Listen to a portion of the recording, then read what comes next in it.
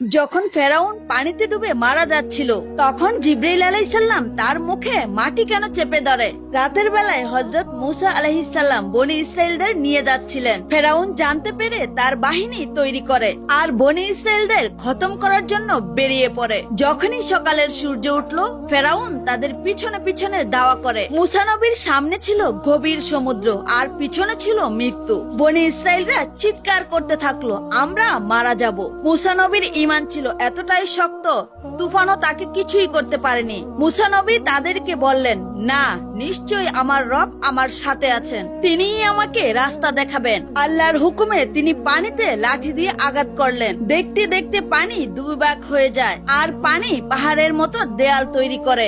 রাস্তা একেবারেই শুকনা। মুসা নবী ও বনি ইসরায়েলরা আস্তে আস্তে সামনে যেতে লাগে। ফেরাউনও দুশমনের খাতিরে তাদের পিছু নেয়। যখন মুসা নবী সাগরের তীরে চলে গেলেন আল্লাহ তাআলা পানিকে মিলিয়ে দিলেন আর ফেরাউনের বাহিনীকে ডুবিয়ে দিলেন।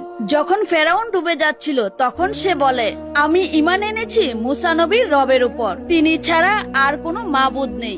যখন জিব্রাইল আলাইহিস সালাম ফেরাউনকে এমনটা করতে দেখেন তখন তিনি মাটি নিয়ে তার মুখে চেপে ধরলেন। এই কারণে যদি ফেরাউন তওবা করে ফেলে তাহলে আল্লাহর রহমতে তাকে ক্ষমা করে দিবে। যখন আজরাইলকে দেখতে পাওয়া যায় তখনকার তওবা আল্লাহ কবুল করেন না।